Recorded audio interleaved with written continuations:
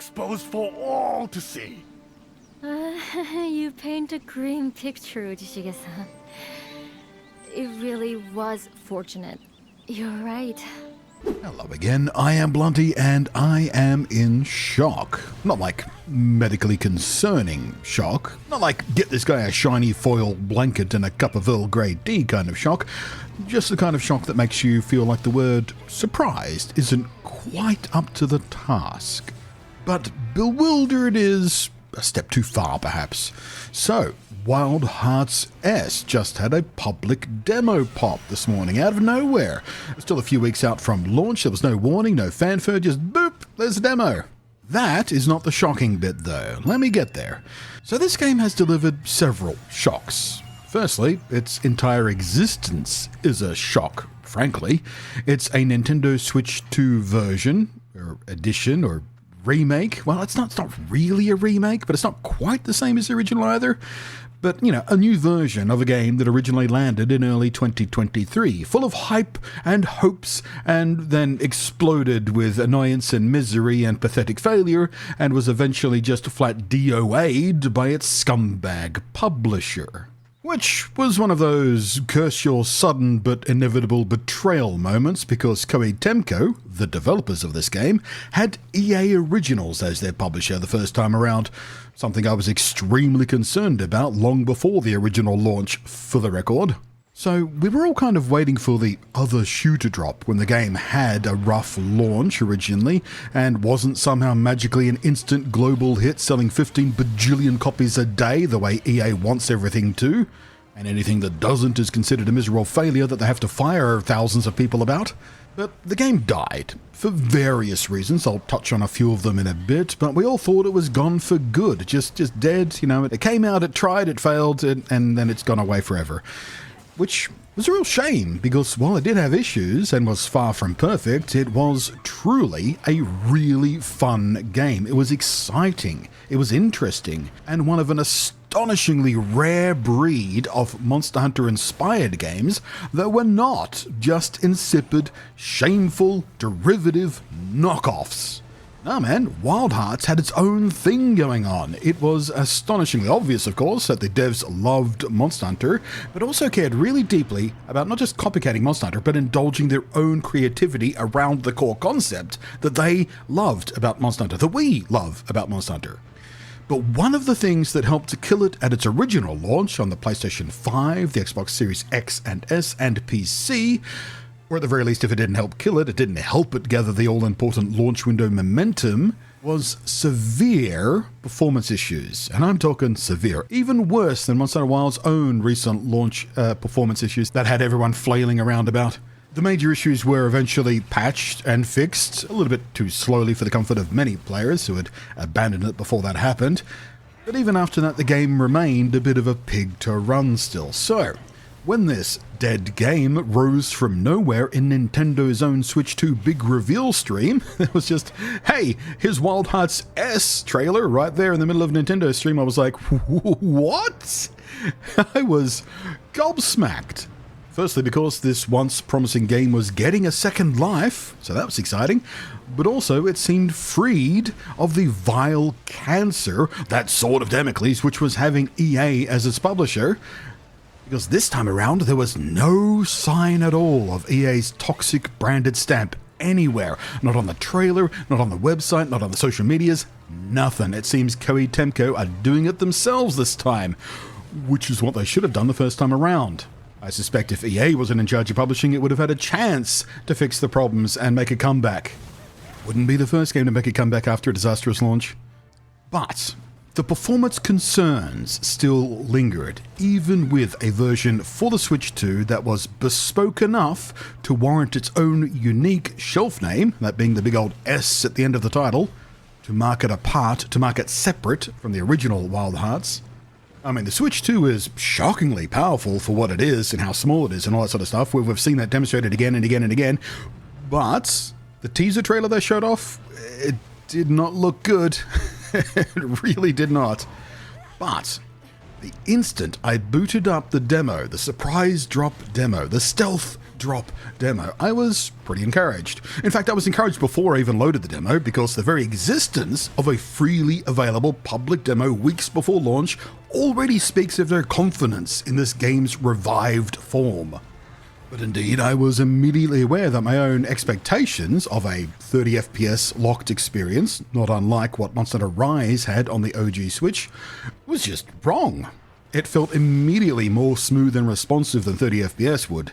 By feel alone, I was guessing they were targeting 40 FPS, that sweet spot I espouse the benefits of in more than a couple of videos I made about Cyberpunk's own bespoke Switch 2 version, whose own performance mode targets 40 FPS. But this game does not have a performance mode and a quality mode, or at least the demo doesn't. Final version might do, I don't know. But whatever the case, a 40 FPS target is a real nice sweet spot to balance smooth feel, fluid camera movement, without having to make the larger graphical sacrifices a more traditional 60 FPS target would have asked. But I was wrong again. I was close with my guess, based on, the feel of it and the vibes I got from my initial monster fights. But then I got curious and I did the proper testing and all, and yeah. As you've been seeing, it is in fact running unlocked, with settings that seem to be designed to target 45 or above FPS, so when dips do occur in the more demanding parts, you are more than likely still at that 40 FPS sweet spot or better. In fact, I never saw it go below 40 FPS. I'm sure it probably will at some point in the game. This is just a demo, we don't have access to everything, and there are some areas in the game which, work a little bit harder, but this initial impression is extremely encouraging. And this is a really smart decision for a game like this that revolves around such a fluid and dynamic combat system to make sure 40 FPS is the floor, is the lowest that it should go on average. That is really smart. Because of all experienced games with unlocked frame rates that spend a lot more time near 30 than anything else, even if they put on the blurb sheet targeting 60 FPS in performance mode. Yeah, screw off. Now then, while moving around, while exploring, while traversing and such, there is some very obvious and aggressive and more than a little distracting texture pop-in and geometry LOD shifting and crap like that. Issues the original game also suffered from, but to a slightly less obvious extent, on the consoles especially. And there are some textures that look super mushy, and there are some obvious compromises in the amount of detail and foliage and grass and whatnot when compared to the original version of the game, maxed out on PC or whatever.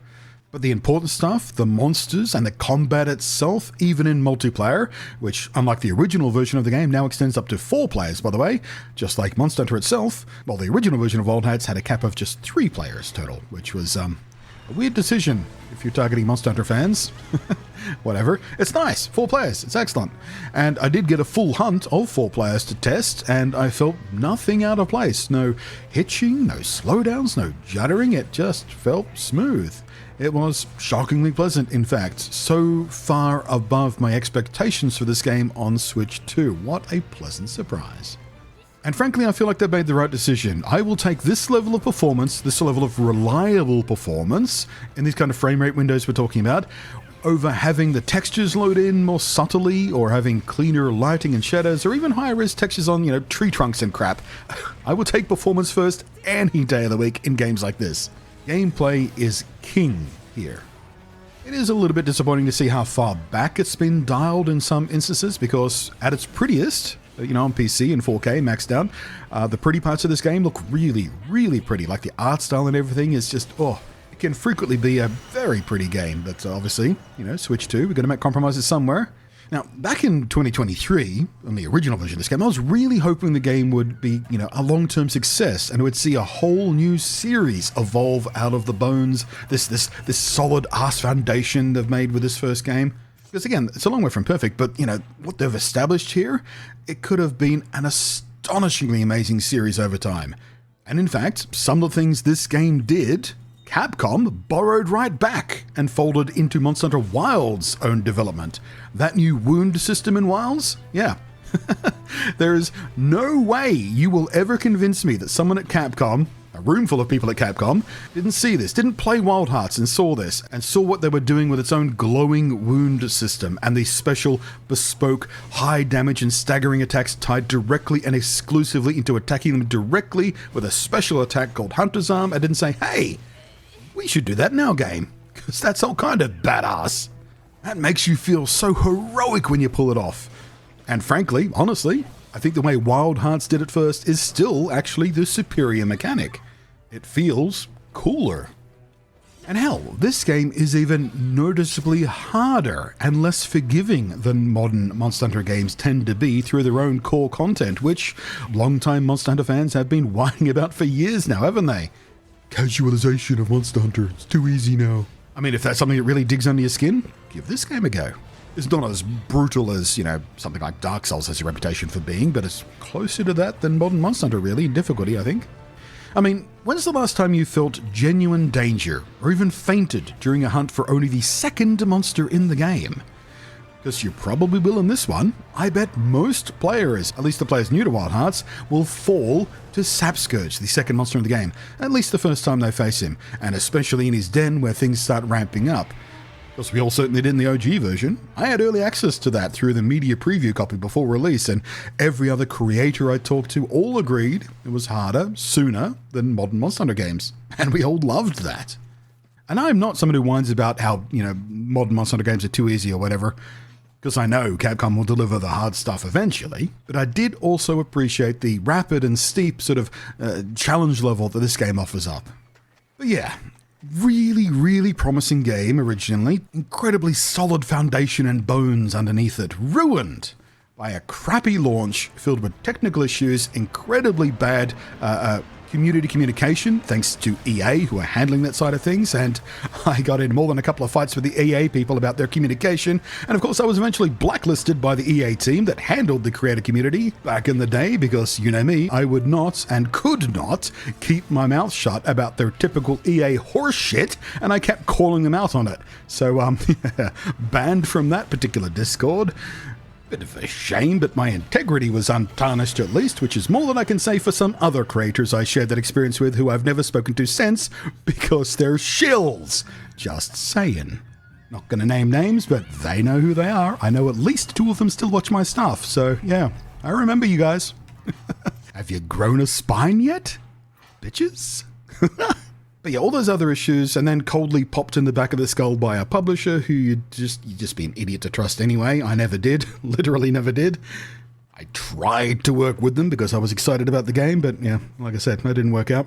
But all in all, so glad to see this game get a second chance, and so glad to see they've learned some lessons the hard way, admittedly.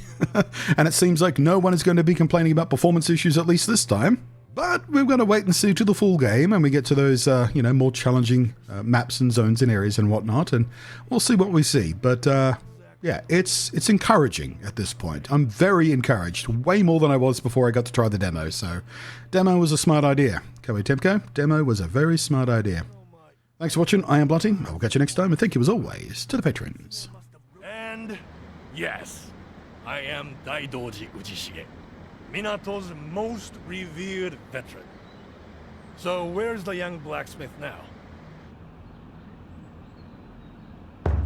Oh, you made camp, did you? In that case, lead the way.